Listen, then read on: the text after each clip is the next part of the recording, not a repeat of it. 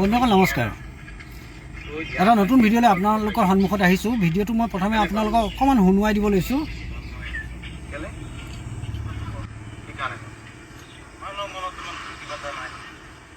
তো মই আপোনালোকক এতিয়া এফালৰ পৰা আহি থাকোঁতে বাটত এখন ঠেলা দেখুৱাইছোঁ। এই ঠেলাখনত কি নাম তোমাৰ? চদৰ আলি। আৰু তোমাৰ নাম? মানে এইটো মই আপোনালোকক কৈ দিছোঁ, ভিডিঅ'টো মই ইমানখিনি শুনুৱাই নাথাকোঁ। ঘটনাটো হৈছে যে ভিডিঅ'টোত লিখিছে থলুৱাৰ হাতত একোৱেই নাথাকিব নেকি। মানে এই ভিডিঅ'টোত এজন ব্যক্তিজনৰ নাম হৈছে দীপজ্যোতি শৰ্মা, যোৰহাটৰ। তেখেতৰ যথাসম্ভৱ নাৰ্চাৰী আছে।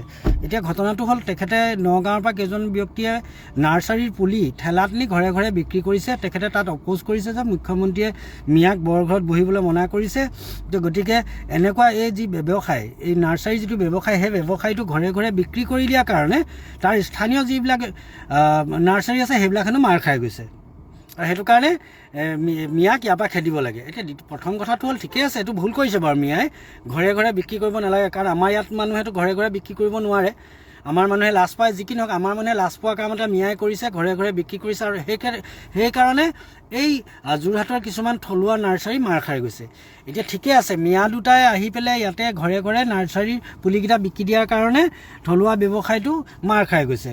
কিন্তু থলুৱা ব্যৱসায়টো শ্বপিং মলখিনি যে খুলিলে, এই ডাঙৰ ডাঙৰ শ্বপিং মল খুলিলে, এই শ্বপিং মলখিনি খোলাৰ পাছত যে গোটেই টাউনত যে প্ৰত্যেকখন জিলাৰ টাউনবিলাকত যে দোকানীবিলাকৰ, কাপোৰৰ দোকানী হওক, জোতাৰ দোকানী হওক, এনেকুৱা দোকানীবিলাকৰ যে বহনি নহয়। এই শ্বপিং মল খোলাৰ কাৰণে চব্জি যে বিকে, শ্বপিং মলত চব্জিলৈকে বিক্ৰী কৰা হয়। শ্বপিং মলত চব্জি বিকাৰ কাৰণে বহুত তেনেকুৱা স্থানীয় চব্জি বেপাৰী মাৰ খাই গৈছে। এতিয়া সেইসকলৰ ওপৰত প্ৰতিবাদ কৰিবলৈ এই যিজন নামটো কি আছিলে আপোনাৰ, দীপজ্যোতি শৰ্মা ডাঙৰীয়া, আপোনাৰ এখন নাৰ্চাৰী আছে। নাৰ্চাৰীটো হোৱাৰ বাবে নাৰ্চাৰীখন আপোনাৰ আছে, আৰু তাত গাঁৱে গাঁৱে মিয়া মানুহে ঠেলাত পুলি লৈ বিক্ৰী কৰাৰ কাৰণে আপোনাৰ নাৰ্চাৰীখন বন্ধ হৈ গৈছে। একদম ধুনীয়া আপুনি এইটো পদক্ষেপ লৈছে। স্থানীয় ল'ৰাবিলাকে এইটো কৰিব লাগে। তো স্থানীয় আপোনাৰ যদি নাৰ্চাৰী আছে, আপুনিও তেনেকৈ ঠেলা দি আপুনি ঘৰে ঘৰে স্থানীয় ল'ৰাক দি নাৰ্চাৰী পুলিবিলাক বিতৰণ কৰক বা বিক্ৰী কৰক। এতিয়া এইটো আপোনাৰ আজি গাত লাগিলে কেলৈ? মিয়া দুটাই ঠেলা এখনত নাৰ্চাৰী পুলি দুটা তুলি বিক্ৰী কৰোঁতে আপোনাৰ গাত লাগিছে। কিন্তু ডাঙৰ ডাঙৰ শ্বপিং মলবিলাক খুলি যে আমাৰ স্থানীয় ব্যক্তিসকলৰ, স্থানীয় থলুৱা ব্যৱসায়ীসকলৰ মূৰত যে মাধমাৰ মাৰিছে, এই কথাটো আপোনাৰ কেতিয়াবা মগজে খেলাইছিলে নাই? নে এইকেইটা মিয়াৰ কাৰণে কৰিব নোৱাৰে? আৰু সেইকেইখন হৈছে ডাঙৰ ডাঙৰ শ্বপিং মলৰ মালিক, সেইটো কাৰণে আপোনালোকে সেইসকলক বাধা দিব নোৱাৰে। আচলতে আপোনালোকে কেৱল বৰ্মতা দেখায় মিয়াৰ ওপৰত। মিয়াৰ ওপৰত বৰ্মতা দেখালে অসমখন উন্নতি নহয়। এই যে শ্বপিং মলৰ যিটো আগ্ৰাসন, এই শ্বপিং মলত নিশ্চিতভাৱে 30, 40টা, 50টা স্থানীয় যুৱকে কাম কৰিছে, কিন্তু হেজাৰ হেজাৰ স্থানীয় যুৱকৰ কিন্তু পেটত লাঠো মাৰিছে। এইবিলাক কথা অকণমান চিন্তা কৰিব লাগে। য'তেই মিয়া দেখে আপোনালোকৰ খজুৱতি উঠি যায়।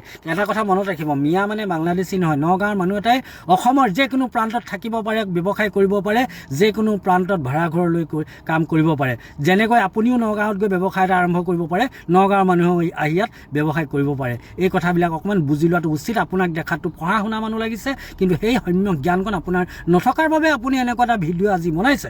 গতিকে পুনৰবাৰ আপোনাক কৈছোঁ, এনেকুৱা ধৰণৰ কামবিলাক নকৰাই ভাল। যিটো কাম কৰিলে দেশ আৰু জনতাৰ উন্নতি হয়। যেনেকৈ শ্বপিং মলবিলাকে আমাৰ জনতাৰ মূৰত মাধমাৰ মাৰিছে। অকণমান যদি সময় পায় কেতিয়াবা এইবিলাকৰ, এই শ্বপিং মলৰ লেখীয়া কাৰবাৰবিলাক, অনলাইনে এতিয়া গোটেই কাৰবাৰবিলাক বন্ধ কৰি দিছে। চাবচোন, আপোনালোক পঢ়া শুনা মানুহ নহয়। পঢ়া শুনা মানুহ যেতিয়া আপোনালোকে এইবিলাকত কথা ক'লে মানুহেও শুনিব। যেনেকৈ এতিয়া আপোনাৰ এইটো কথা শুনিছে, চবেই বাহ দিছে, বাহ দুটা মিয়া খেলাই দিলে যোৰহাটৰ পৰা।